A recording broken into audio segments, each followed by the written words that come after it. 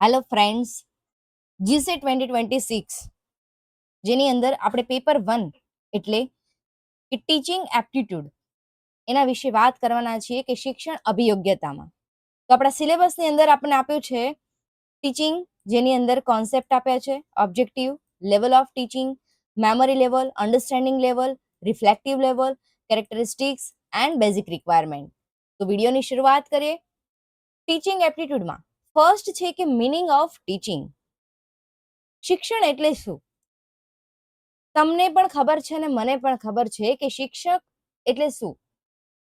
શિક્ષક એવી વ્યક્તિ છે કે જે શિક્ષણ એનું પ્રદાન કરે છે પોતાના સ્ટુડન્ટ્સને, એટલે કે પોતાની જે પાસે માહિતી રહેલી છે એનું આદાન પ્રદાન કોની કરે છે?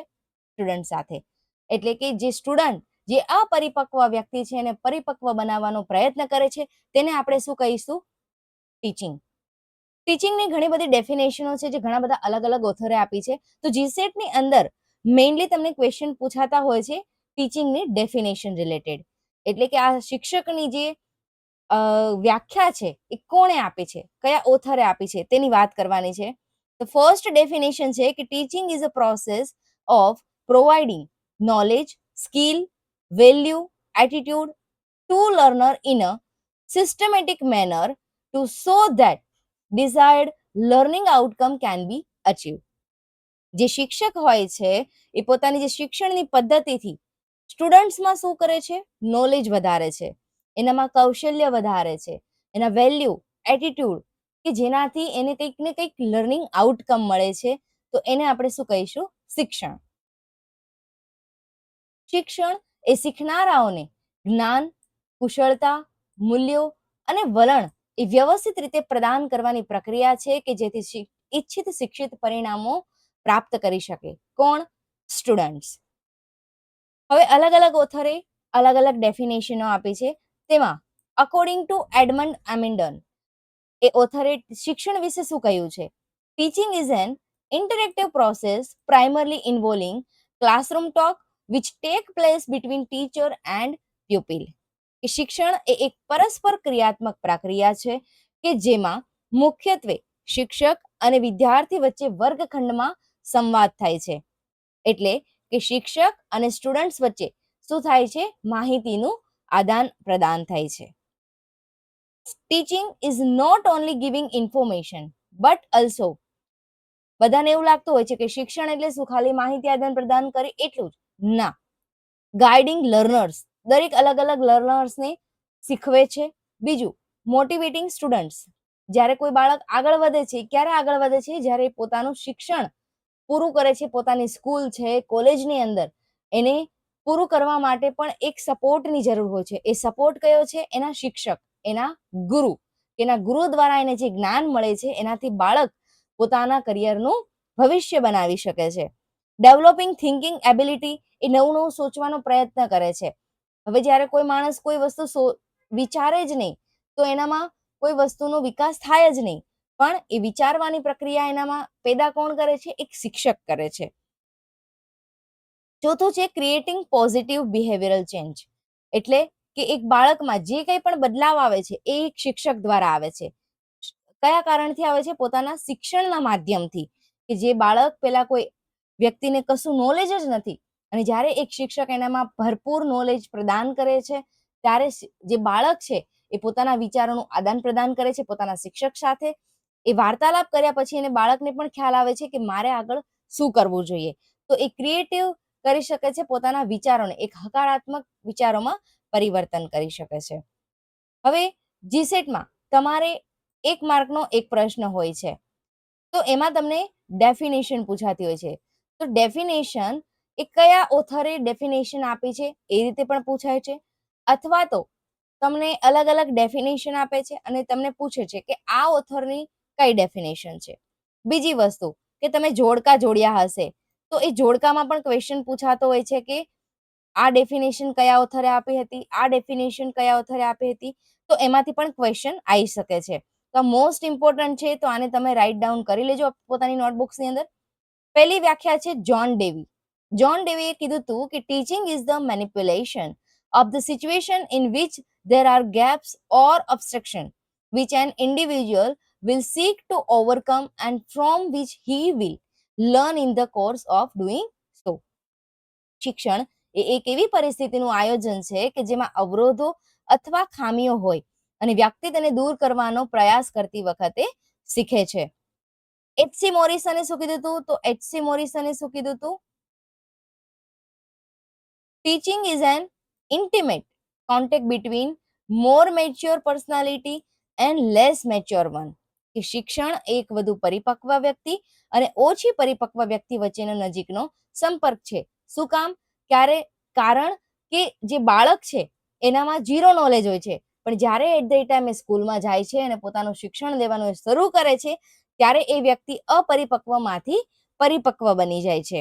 તો એની વાત કોણે કરી હતી? એચસી મોરિસને. થર્ડ છે આપણું એનએલ ગેજ. એણે એવું કીધું હતું કે teaching is a form of interpersonal influence aim at changing the behavioural potential of another person. કે શિક્ષણ એક એવી વ્યક્તિ દ્વારા બીજી વ્યક્તિના વર્તન ક્ષમતા પરિવર્તન માટે કરવામાં આવતો પ્રભાવ છે. ખુદનામાં પરિવર્તન લાવવું અને બીજાનામાં પરિવર્તન લાવવું બહુ મોટી વાત છે. એ એક શિક્ષક જ કરી શકે કે જે પોતાનામાં તો બદલાવ લાવે છે, સાથે હજારો બાળકોમાં પણ બદલાવ લાવે છે. બીકોઝ મને પણ ખબર છે, અત્યારે હું પણ એક શિક્ષક છું, તો મારે તો નોલેજ ગેઇન કરવું પડે છે, સાથે હું બાળકોનું પણ નોલેજ ગેઇન કરાવું છું. ઠીક છે, તો એ કામ એક શિક્ષક જ કરી શકે છે. ચોથી ડેફિનેશન આપી હતી બીઓ સ્મિથે. Teaching is a system of action intended to induce learning. શિક્ષણ એ શીખવાનું પ્રેરિત કરવા માટે રચાયેલ ક્રિયાઓની પદ્ધતિ છે. આ પદ્ધતિ દરેક વ્યક્તિએ અનુસરવાની હોય છે. પાંચમી આપી છે ક્લાર્ક લિયોનાર્ડ હલે. Teaching is the arrangement and manipulation of a situation in which there are gaps and obstacles which an individual seeks to overcome and from which he learn. શિક્ષણ એક એવી પરિસ્થિતિનું આયોજન અને સંચાલન છે કે જેમાં અવરોધો હોય અને વ્યક્તિ તેને દૂર કરીને શીખે છે. આજે કોઈ પણ બાળક છે તો તમે એને કોઈ પણ દાખલો ગણવા આપી દેશો તો એને નહીં આવડે, પણ જો એ જ દાખલો છે, જો એને શિક્ષક દ્વારા એને ગણાવવામાં આવે તો વ્યક્તિ ઇઝીલી રીતે સોલ્વ કરી શકે છે. તો જે પણ એને કઈ જીવનમાં અવરોધો આવતા હોય ભણવાના રિલેટેડ, એક શિક્ષણને રિલેટેડ, તો એને દૂર કરવાનું કામ કોણ કરે છે? શિક્ષક. તો આની ડેફિનેશન કોણે આપી હતી? ક્લાર્ક લિયોનાર્ડ હલ. છઠ્ઠી ડેફિનેશન છે TF green. Teaching is the task of teacher which is perform for the development of a child.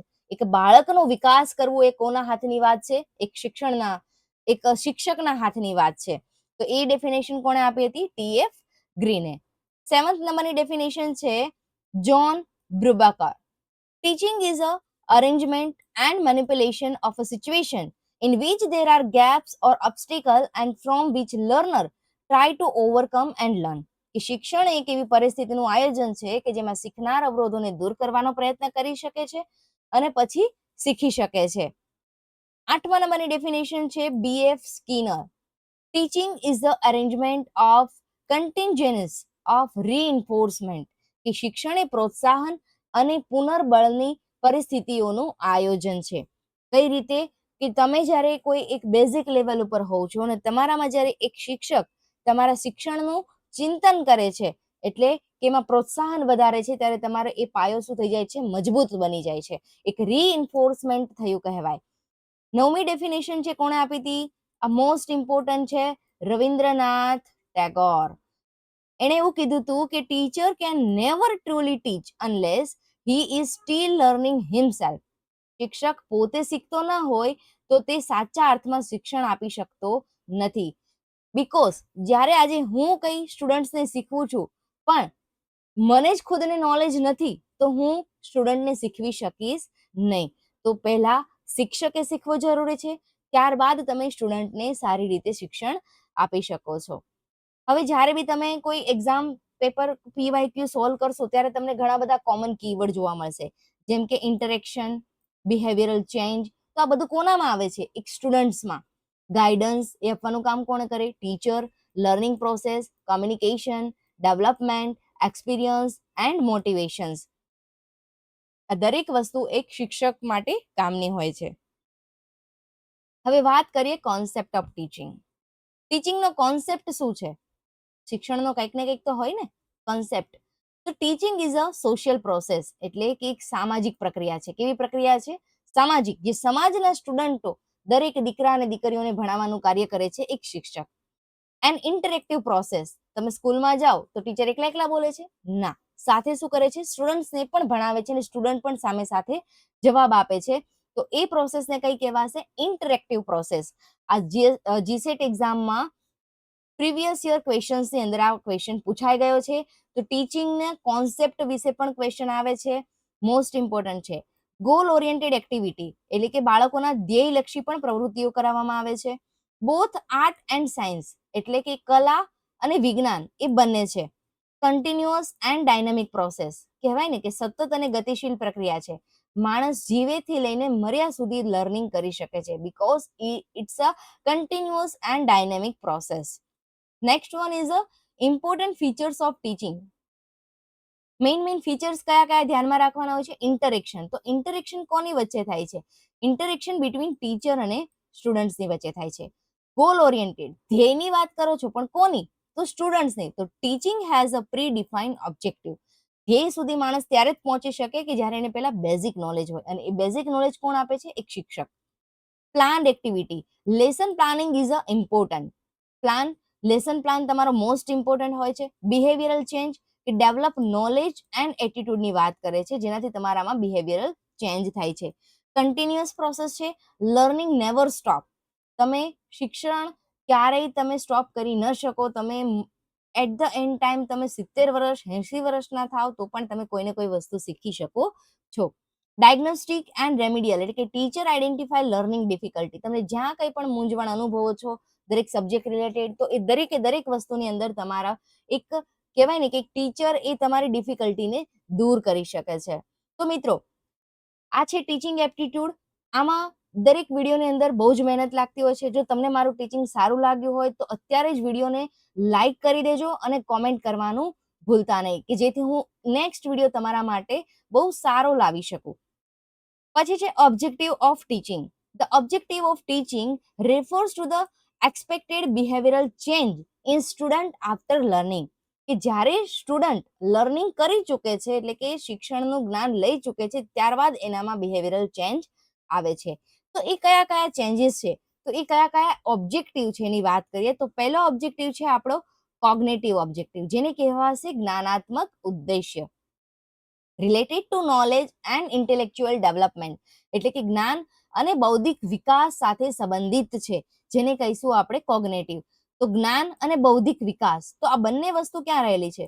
તો લોજિકલી સમજવાની કે જ્ઞાન અને બૌદ્ધિક વિકાસ એટલે કે આ માણસના મગજની અંદર છે.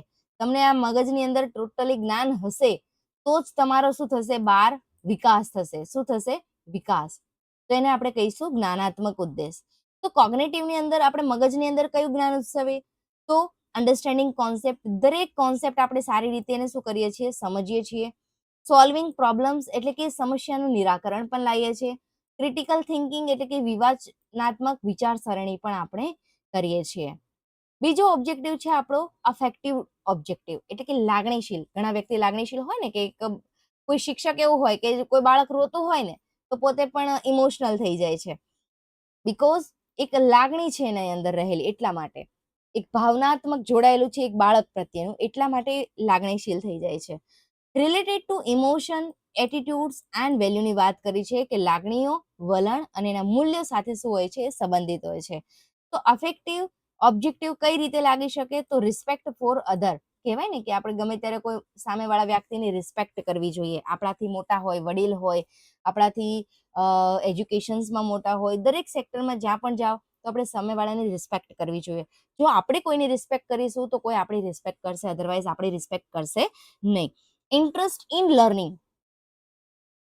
લર્નિંગ કરવામાં તમને ઇન્ટરેસ્ટ હોવો જોઈએ, પોઝિટિવ એટીટ્યુડ હોય. તો આ બધા લાગણીશીલ અંદરના જે કહેવાય ને જે લાક્ષણિકતા, એક તત્વ રહેલા છે માણસની અંદરના, કે શીખવામાં રસ હોવો, હકારાત્મક વલણ રાખવું, પોઝિટિવ વિચારવું હંમેશા, એને આપણે કહીશું. પછી છે સાયકોમોટર ઓબ્જેક્ટિવ. તો સાયકોમોટર ઓબ્જેક્ટિવ એટલે કે આ માનો કે તમારો હાથ છે, કોઈ વસ્તુ તમે હાથથી કરો છો, કોઈ શારીરિક ક્રિયા દ્વારા કરો છો, એને કહેવાય સાયકોમોટર, જેને આપણે કહીએ ફિઝિકલ. તો ફિઝિકલનું બીજું નામ છે સાયકોમોટર ઓબ્જેક્ટિવ, કે જેમાં તમે તમે શારીરિક કુશળતા અને ક્રિયાઓ સાથે સંબંધિત થાવ છો કે related to physical skill and action. કોઈ તમારામાં સ્કિલ હોય અને તમે એક્શન દ્વારા રજૂ કરો તો એને કહેવાય શારીરિક ક્રિયા. એ શારીરિક ક્રિયાનો આપણે ઓબ્જેક્ટિવ છે સાયકોમોટર. તો આપણે આને આ રીતે યાદ રાખી શકીએ છીએ. જેમ કે અહીંયા લખ્યું છે કે સાયકોમોટર છે એટલે તમારું શું થયું? મેન્યુઅલ ફિઝિકલ સ્કિલ થઈ. કોગ્નિટિવમાં મેં તમને શું કીધું કે માણસનું મગજ. અહીંયા તમારે મગજ યાદ રાખવાનું. અહીંયા તમારે શું યાદ રાખવાનું કે એક હાથ યાદ રાખવાનો. અહીંયા તમારું માણસનું મગજ, બરાબર. અફેક્ટિવ એટલે કે લાગણીશીલ કહેવાય ને કે લાગણી ક્યાં રહેલી હોય? તમારા હૃદયની અંદર. આ તમારું રહ્યું મસ્ત મજાનું હૃદય. તો અફેક્ટિવ ડોમેન એટલે કે તમારું થશે એટીટ્યુડ એન્ડ સેલ્ફ, એટલે કે લાગણીની વાત એટલે કે હૃદય આવી ગયું. સાયકોમોટર એટલે કે તમારો આ હાથ આવી ગયો. કોગ્નિટિવ એટલે કે આ તમારું આ દિમાગ આવી ગયું, બરાબર. તમારું નોલેજ, આ બધી વસ્તુ. હવે વાત કરીએ બ્લૂમ્સ ટેક્સોનોમી. બ્લૂમ્સ ટેક્સોનોમીમાં પણ બહુ જ ઘણા બધા મોસ્ટ આઈએમપી ક્વેશ્ચન પૂછાઈ ગયા છે અત્યાર સુધીમાં. તો આ બહુ યાદ રાખવા જેવી વસ્તુ છે. આખો ડાયાગ્રામ છે તો ડાયાગ્રામ આપણે સમજીએ. શરૂઆતથી કરીએ. ફર્સ્ટ સ્ટેપ આપણું છે તો ફર્સ્ટ સ્ટેપ આપણું છે રિમેમ્બર. તો રિમેમ્બર એટલે શું? રિમેમ્બર એટલે કે યાદ કરવું. Recalling facts, definitions or concept. એટલે કોઈ તથ્ય, કોઈ વ્યાખ્યા, કોઈ ખ્યાલો એને સમજવા, યાદ કરવા, એને કહેવાય રિમેમ્બર. એટલે કે રિકોલિંગ કર્યું, આપણે એને યાદ કર્યા. સેકન્ડ નંબર ઉપર છે આપણું અન્ડરસ્ટેન્ડિંગ. તો અન્ડરસ્ટેન્ડિંગ મતલબ કે એક્સપ્લેનિંગ આઈડિયા ઓર ઇન્ટરપ્રિટિંગ ઇન્ફોર્મેશન્સ. કોઈ વસ્તુને સમજવી હોય તો આપણે શિક્ષક સાથે શું કરીએ? વસ્તુને અન્ડરસ્ટેન્ડ કરીએ. તો અન્ડરસ્ટેન્ડિંગ કઈ રીતે થાય? પોતાના આઈડિયા, પોતાના વિચારો રજૂ કરીને, એને ઇન્ટરપ્રિટ કરીને, ઇન્ફોર્મેશનમાં નથી ખબર પડી તો હજુ વધુ ડીપલી જાણવું પડે છે, તો એને કહેવાય અન્ડરસ્ટેન્ડની પ્રક્રિયા. ત્યારબાદ આવે છે એપ્લાય. તો એપ્લાય ક્યારે કર્યું કહેવાય? કે using knowledge in real world situations. હવે તમે ટેલી તો શીખી ગયા, પણ જ્યારે એકચ્યુઅલ માર્કેટમાં તમે ગયા ત્યારે તમને ખબર પડી કે તમારે જ્યારે બિલો, વાઉચર્સ હોય છે એની એન્ટ્રીઓ કરો છો ટેલીની, ત્યારે તમને ખબર પડે છે કે રિયલ વર્લ્ડ લાઈફ સિચ્યુએશનની અંદર આપણે કઈ એન્ટ્રી કરીએ. પછી છે એનાલાઇઝ. હવે એના પરથી તમને ખ્યાલ આવે છે કે આલો ભાઈ આટલું તો શીખી લીધું, તો breaking information into parts to explore relationship. એ વસ્તુ ઉપર તમે એનાલિસિસ કરો છો કે હજુ આને કઈ રીતે વધુ ઇમ્પ્રૂવ કરી શકો. ઠીક છે. પછી છે તમારું ઇવેલ્યુએટ. ઇવેલ્યુએટ એટલે કે મૂલ્યાંકન. Making judgement or decision based on criteria. તમે 1 વર્ષ તમે જોબ કરો કોઈ બી જગ્યાએ. હવે 1 વર્ષ તમે જોબ કરો ત્યારબાદ જ તમને ખ્યાલ આવે છે કે મને આમાંથી કેટલો અનુભવ મળ્યો. એને તમે ફાઇનલ તમે જ્યારે શું કરો છો? એનું ઇવેલ્યુએશન કરો છો. શું કરો છો? એનું ઇવેલ્યુએશન કરો છો. ત્યારબાદ આવશે છઠ્ઠા નંબર ઉપર ક્રિએટ, કે હવે આ વસ્તુ મારે કરવી જોઈએ કે ન કરવી જોઈએ. પ્રોડ્યુસિંગ ન્યૂ આઈડિયા, સોલ્યુશન્સ ઓર પ્રોડક્ટ્સ. અને જો તમને કંઈ નથી બેનિફિટ મળતો, તમે કંઈ નવું કરવાનું વિચારો છો, નવો કોઈ આઈડિયા ક્રિએટ કરવાનો વિચારો છો, તો એના ઉપરથી તમને પ્રોપર શું મળે છે? આઉટપુટ મળે છે. તો આ જે તમને બ્લૂમ ટેક્સોનોમી જે દેખાણી છે, તો એની પ્રોસેસ કઈ રીતે નીચેથી ક્યાં જશે? ઉપર જશે, બરાબર. તો ત્યારે માણસનો પ્રોપરલી વિકાસ થયો કહેવાય. એમ આઈ ક્લિયર બધાને? ના ખબર પડી હોય તો હજુ એકવાર તમે પોઝ કરીને જોઈ લેજો. એકવાર ફરીથી સમજાવી દઉં છું. બ્લૂમ ટેક્સોનોમીમાં અંદર ફર્સ્ટ સ્ટેપ તમારું છે રિમેમ્બર. રિમેમ્બર મતલબ recalling fact, definitions or concept. બીજા નંબરનો સ્ટેપ છે અન્ડરસ્ટેન્ડ એટલે કે સમજણ, explaining idea, interpretation, information. Third step છે તમારું એપ્લાય, એ using knowledge and real world situations. તમે રિયલ લાઈફની અંદર તમે જે નોલેજ તમે તમારું વાપરો છો ત્યાં એપ્લાય કર્યું કહેવાય. ચોથા નંબરનું સ્ટેપ છે તમે એનાલિસિસ. તમે breaking information into parts to explore relationships. તમે એનાલિસિસ કરો છો કે આનાથી હવે મારે શું કરવું જોઈએ, ને એના ઉપરથી તમને ઇવેલ્યુએશન આવે છે, કે જજમેન્ટ આવે છે કે આ વસ્તુ મારે કરવી જોઈએ કે ન કરવી જોઈએ. અને ત્યારબાદ આવે છે તમારો આઈડિયા, એટલે કે તમારો એક નવો આઈડિયા ક્રિએટ થાય છે. ઠીક છે. તો આ રહ્યા બ્લૂમ ટેક્સોનોમીના સ્ટેપ્સ જે તમારે યાદ રાખવાની છે.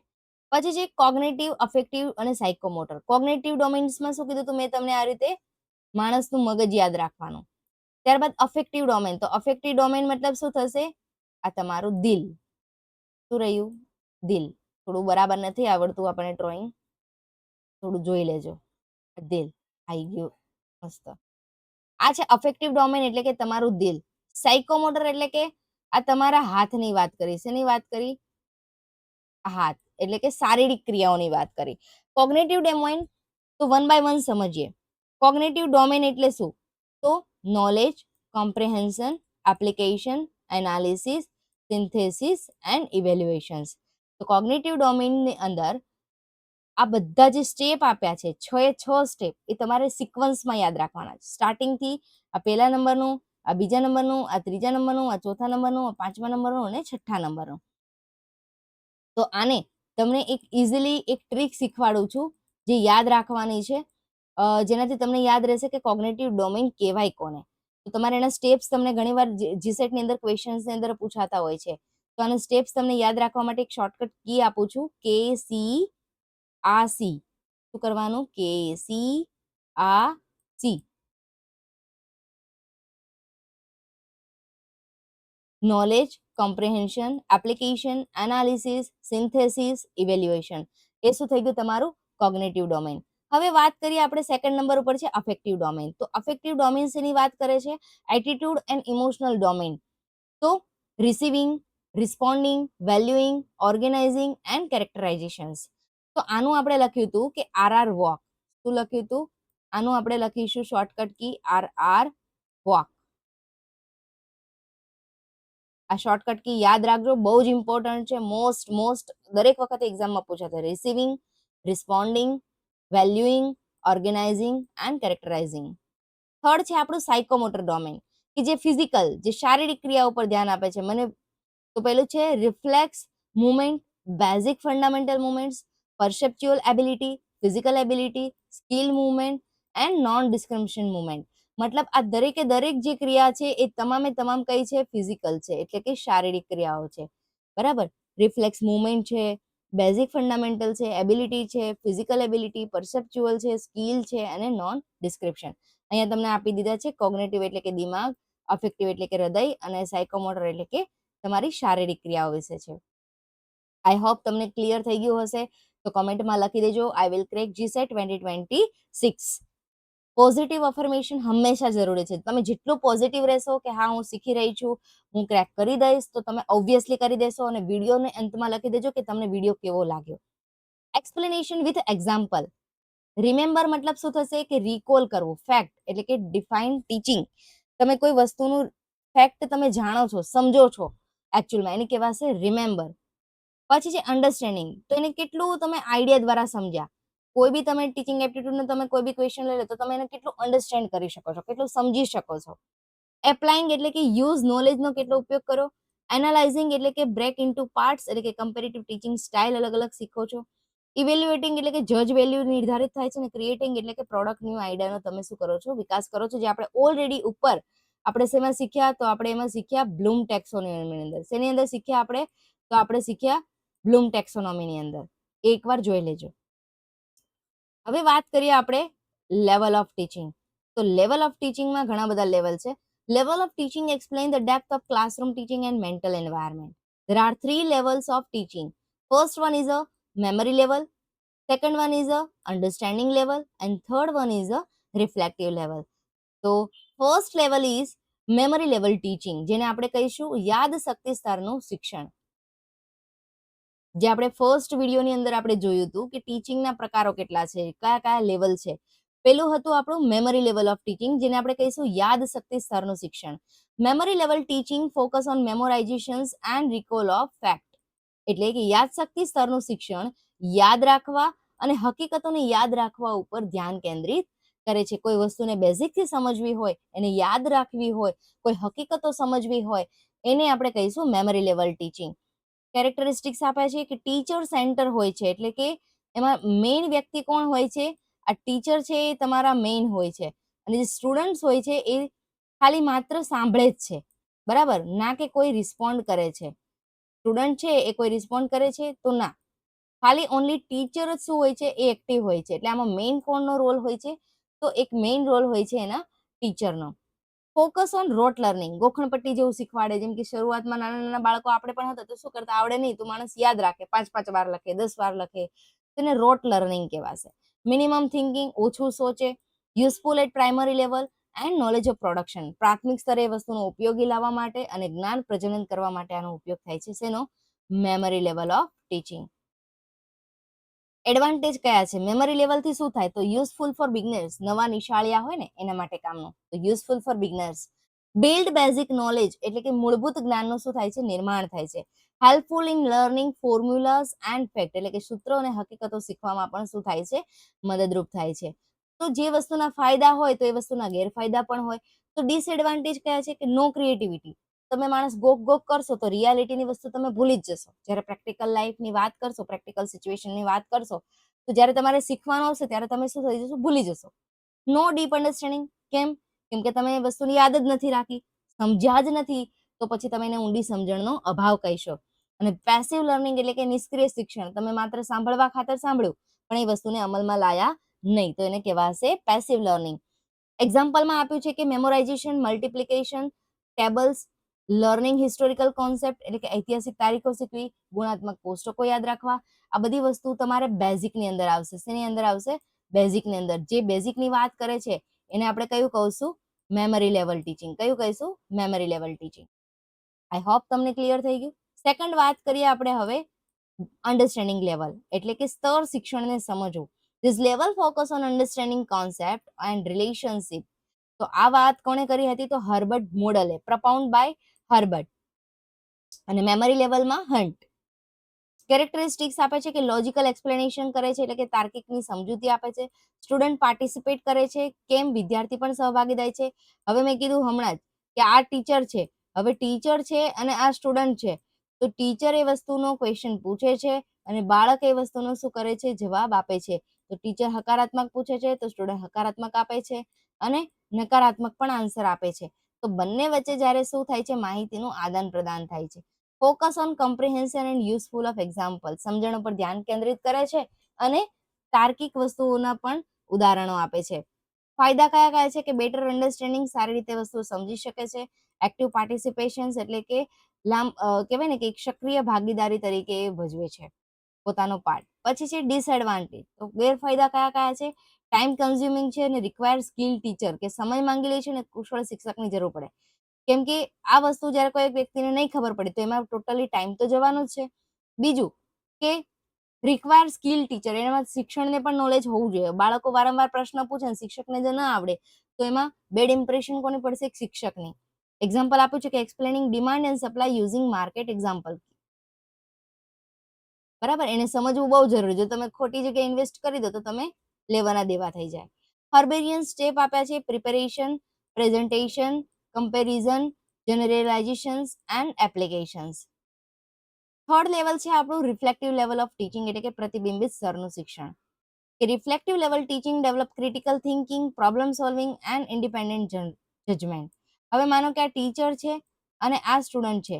હવે સ્ટુડન્ટે શું કર્યું? ટીચરે ભણાયું. હવે સ્ટુડન્ટે ટીચરને પૂછ્યું કે મારે કરિયરમાં આગળ કોમર્સની અંદર ક્યાંક જવું છે, બરાબર, કોઈ સારી લાઈનમાં જવું છે, તો હું શું લઉં? તો ટીચર છે હવે એને પ્રોબ્લેમ છે, એનું સોલ્યુશન્સ આપશે કે હા તું સીએ કર, બરાબર, તું સીએમએસ કર, સીએમએ કર, સીએસ કર, એસસીસીએ કર. તો ઘણા બધા કોર્સિસ છે કે જેથી તને આગળ જઈને બીકોમની અંદર તને કામ લાગશે. તો એક ટીચર અને સ્ટુડન્ટ વચ્ચે શું થયું? સ્ટુડન્ટને શું હતો?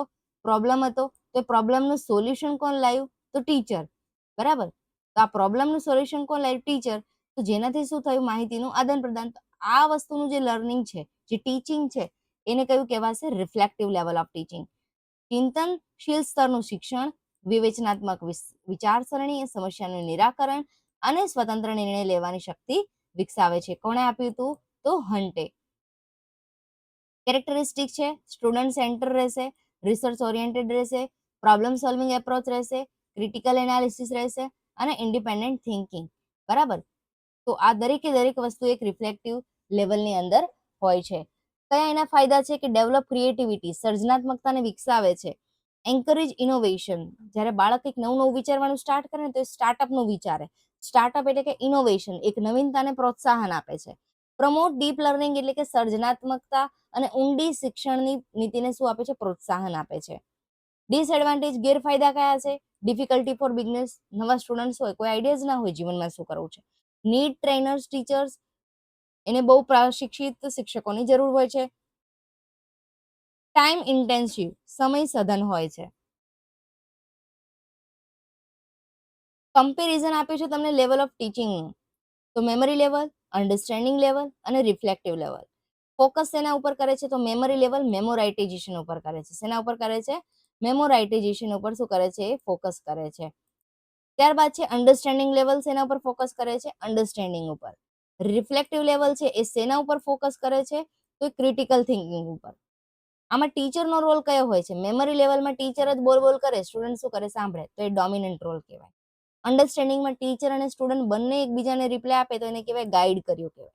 રિફ્લેક્ટિવ લેવલમાં શું હોય છે? ફેસિલિટર, એટલે કે સ્ટુડન્ટ પૂછે તો જવાબ આપે કે તારે આગળ શું કરવું, શું નહીં, તો એને દરેક લેવલ પર હેલ્પ કરે, તો એને કહેવાય ફેસિલિટેટર. રોલ ઓફ સ્ટુડન્ટનો રોલ શું હોય છે? તો મેમરી લેવલ એટલે આપણે હમણાં જ કીધું કયું લેવલ કહેવાય? આને બેઝિક લેવલ કહેવાય. કયું કહેવાય? Basic level. એટલે હંમેશા સ્ટુડન્ટ શું હોય? પેસિવ, નિષ્ક્રિય હોય, સાંભળ કરે. અન્ડરસ્ટેન્ડિંગ લેવલ એટલે કયું લેવલ? કે એક્ટિવ લર્નિંગ, કે જેમાં સ્ટુડન્ટ અને ટીચર બંનેના ક્વેશ્ચન આન્સર શું થાય? સામે થાય, તો એક્ટિવ લિસનિંગ. રિફ્લેક્ટિવ લેવલ એટલે કે હાઈ એક્ટિવ, કે સ્ટુડન્ટ પ્રોપરલી રીતે પોતાના ડિસિઝન લેવામાં મેચ્યોર વ્યક્તિ બની ગયો છે. થિંકિંગ લેવલ તો આમાં એકદમ લો હોય છે, મોડરેટ હોય છે અને આમાં હાઈ હોય છે. ટીચિંગ સ્ટાઇલ, તો ટીચિંગ સ્ટાઇલની અંદર ટીચર સેન્ટર હોય છે, આમાં ઇન્ટરેક્શન બેઝડ હોય છે કે સામે કોણ છે, અને આમાં સ્ટુડન્ટ સેન્ટર હોય છે. એક્ઝામ્પલમાં આપ્યું છે કે લર્ન ફોર્મ્યુલા છે, એક્સપ્લેન ફોર્મ્યુલા છે ને ક્રિએટ અ ન્યૂ સોલ્યુશન. એક વસ્તુ, એક નવું જ આઈડિયા લાવવાનું, એને કહેવાશે create new solution. I hope તમને ક્લિયર હશે આ બધું. મળે વાત કરીએ આગળ કેરેક્ટરિસ્ટિક્સ ઓફ ગુડ ટીચિંગ. તમને બધાને ખબર છે કે સારું શિક્ષણ કહેવાય કોને? તો સારા શિક્ષણ માટે સારા ઉદ્દેશ્ય હોવા જોઈએ, તમારો હેતુ સારો હોવો જોઈએ, તો તમે સારું શિક્ષણ કર્યું કહેવાય. સૌથી પહેલા તો તમારો મેઇન ઓબ્જેક્ટ જે છે એ ક્લિયર હોવો જોઈએ કે teacher should know what student must learn. ટીચરને એ ખબર હોવી જોઈએ કે સ્ટુડન્ટને શીખવું છે શું, તો એ તમારો મેઇન ક્લિયર ઓબ્જેક્ટિવ હોવો જોઈએ. બીજું કે ઇફેક્ટિવ કોમ્યુનિકેશન્સ, જે કહેવાય કે વાતચીત, કે idea must be explain clearly.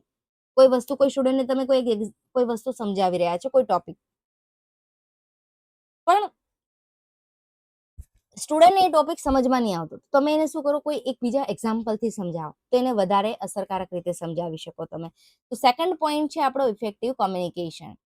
Third point છે સ્ટુડન્ટ પાર્ટિસિપેશન, એટલે કે વિદ્યાર્થીઓએ પણ સક્રિયપણે ભાગ લેવો જોઈએ. ટીચર બોલ કરે, સ્ટુડન્ટ ખાલી સાંભળ કરે, તો ટીચરને પણ મજા ન આવે. જો ફીડબેક ના મળે ને તો વિદ્યાર્થીની જે ભાગીદારી છે પણ બહુ જ ઇમ્પોર્ટન્ટ છે.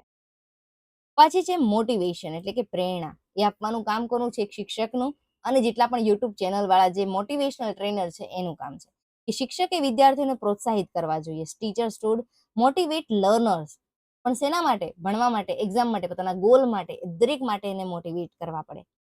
પછી છે યુઝ ઓફ ટીચિંગ એડ, કે શિક્ષણ સહાયનો પણ ઉપયોગ કરવાનો, જેમ કે chart, PPT, smart board, improve learning.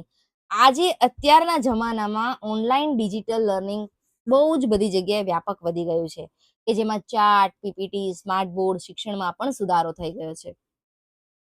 છઠ્ઠું છે પ્રોપર ઇવેલ્યુએશન્સ, એટલે કે assessment should measure learning outcome.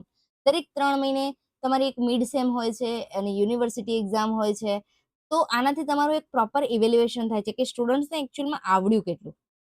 અને ડ્યુરિંગ લેક્ચર જે થાય છે એને કહેવાય છે ફોર્મેટિવ અસેસમેન્ટ, એટલે કે તમે ડ્યુરિંગ લેક્ચરની અંદર જે કંઈ પણ નાની નાની ટેસ્ટ લો છો તો એને કહેવાશે ફોર્મેટિવ અસેસમેન્ટ. એક હોય છે ફોર્મેટિવ અને એસેસમેન્ટ, અને એક હોય છે સમેટિવ અસેસમેન્ટ. ફોર્મેટિવ અસેસમેન્ટ હોય છે એ તમારું ડ્યુરિંગ લેક્ચરમાં લેવાય છે, જ્યારે સમેટિવ અસેસમેન્ટ હોય છે એ તમારું આફ્ટર ઇવેલ્યુએશન, જે તમે એક્ઝામ લો છો, જે રિઝલ્ટ આવે છે એના ઉપર હોય છે. ત્યારબાદ છે ફ્લેક્સિબિલિટી, એટલે કે સુગમતા. Teacher should adjust method according to students. શિક્ષકે વિદ્યાર્થીઓ અનુસાર પદ્ધતિઓને સમાયોજિત કરવી જોઈએ. ત્યારબાદ છે ડેમોક્રેટિક એન્વાયરમેન્ટ, એટલે કે લોકશાહી વાતાવરણ, કે સ્વસ્થ વર્ગખંડનું વાતાવરણ શીખવાને પણ પ્રોત્સાહન આપવું પડતું હોય છે. આઈ હોપ તમને બધા કેરેક્ટરિસ્ટિક્સ સમજમાં આવી ગયા છે. કેરેક્ટરિસ્ટિક્સ ઓફ ગુડ ટીચિંગ, શિક્ષણ જે તમે શીખતી વખતે કયા કયા લક્ષણો ધ્યાનમાં રાખવાના હોય છે, તો બધા લક્ષણો છે, એકવાર તમે જોઈ લેજો, રાઇટ ડાઉન કરી લેજો. બેઝિક રિક્વાયરમેન્ટ ઓફ ટીચિંગ, કે શિક્ષણની મૂળભૂત આવશ્યકતાઓ કહે છે કે ટીચિંગ રિક્વાયર 3 મેજર એલિમેન્ટ. પહેલું છે શિક્ષક એ મહત્વનો ભાગ ભજવે છે, કે teacher is the guide and motivator. શિક્ષક એ માર્ગદર્શક અને પ્રેરક બંને છે. ક્વોલિટી ઓફ ગુડ ટીચર્સ, સારા શિક્ષણના ગુણો કયા છે? તો આ જીસેટ ના પ્રીવિયસ યર ક્વેશ્ચનમાં આવી ગયેલો ક્વેશ્ચન છે, તો રાઇટ ડાઉન કરી લેજો, બહુ મોસ્ટ ઇમ્પોર્ટન્ટ છે. ક્વોલિટી ઓફ ગુડ ટીચર, સારા શિક્ષકના ગુણો. ફર્સ્ટ છે સબ્જેક્ટ નોલેજ હોવું જોઈએ, કોમ્યુનિકેશન સ્કિલ હોવી જોઈએ, પેશન્સ હોવું જોઈએ, ધીરજ, લીડરશિપ નેતૃત્વ હોવું જોઈએ, અને એમ્પાથી એટલે કે સહાનુભૂતિ હોવી જોઈએ. તો આ દરેક લક્ષણ એક ગુડ ટીચર, એક સારા શિક્ષકની અંદર હોવા જોઈએ. બીજું છે લર્નર એટલે કે શીખનાર, જે સ્ટુડન્ટ એની વાત કરે છે કે learner is the central element. Student જ નહીં હોય શિક્ષક કેમનું શીખવશે? તો શિક્ષણ અને શિક્ષક બંને જરૂરી છે, પણ એમાં મેઇન એલિમેન્ટ છે લર્નર. લર્નર પણ ખૂબ જરૂરી છે. તો શિક્ષક એ કેન્દ્રીય તત્વ છે. શું છે રિક્વાયરમેન્ટ? તો પહેલા તો સ્ટુડન્ટને ઇન્ટરેસ્ટ હોવો જોઈએ, રસ હોવો જોઈએ, તૈયારી કરતો હોવો જોઈએ, રેડીનેસ હોવી જોઈએ, મોટિવેશન હોવું જોઈએ, અને પાર્ટિસિપેશન, દરેક વસ્તુમાં ભાગ લેતો હોવો જોઈએ લર્નર. તો જ એ વસ્તુ સારી રીતે શીખી શકે. ત્યારબાદ છે લર્નિંગ એન્વાયરમેન્ટ, એટલે કે positive classroom atmosphere is necessary. જ્યારે પણ કોઈ એક ખરાબ વાતાવરણ હોય ક્લાસરૂમની અંદર, તો તમે કોઈ એક સારી વસ્તુ તમે શીખી ન શકો અથવા તો શીખવાડી ન શકો. તો હંમેશા જ્યારે પણ તમે ક્લાસરૂમની અંદર જાઓ તો એક પોઝિટિવ એન્વાયરમેન્ટ એટલે કે હકારાત્મક વાતાવરણ જરૂરી છે. ફિઝિકલ એન્વાયરમેન્ટ એટલે કે ભૌતિક વાતાવરણ, સાયકોલોજીકલ એટલે કે માનસિક વાતાવરણ, અને ટેકનોલોજીકલ એટલે કે તકનીકી સપોર્ટ તમારે ખૂબ જ જરૂરી છે. ટીચિંગ લર્નિંગની પ્રોસેસ છે. તમે જોઈ શકો છો કે ટીચિંગ છે, એ ટીચિંગ શીખવે, ટીચિંગથી થશે, એ લર્નિંગ તરફ જશે, બાળકો શીખશે. પછી બાળકો શું કરશે? એ વસ્તુનું એક્ઝામ આપશે એટલે કે અસેસમેન્ટ થશે. એના ઉપરથી ટીચર શું કરશે? એને રિઝલ્ટ આપશે. તો આ જે પ્રક્રિયા છે, આ જે સાયક્લિકલ પ્રોસેસ કહેવાય. કઈ કહેવાય? સાયક્લિકલ પ્રોસેસ, કે જેમાં આખી સાયકલ ગોળ ગોળ ફર્યા જ કરે છે. ટીચિંગ થાય છે, લર્નિંગ થાય છે, અને અસેસમેન્ટ થાય છે. કીધું ને કે ટીચર ટીચિંગ મેથડ યુઝ કરીને લર્નરને શીખવે છે, લર્નર શું કરે છે? એનામાંથી આઉટપુટ મેળવે છે, અને આઉટપુટ ઉપરથી એને ઇવેલ્યુએશન થાય છે. આઉટકમ મતલબ કે એ વસ્તુ શું કરે છે? એને એક્ઝામ આપે છે. શું આપે છે? એની એક્ઝામ આપે છે. એક્ઝામ આપ્યા બાદ જ એને ખ્યાલ આવે છે કે શું કરવું. ત્યારબાદ એનું ઇવેલ્યુએશન થાય છે અને એના ઉપરથી ફીડબેક મળે છે. તો આ થઈ ગઈ આખી સાયકલિકલ પ્રોસેસ શેની? ટીચિંગની. ક્લિયર બધાને? આઈ હોપ તમને આ વિડીયો સારો લાગ્યો હશે.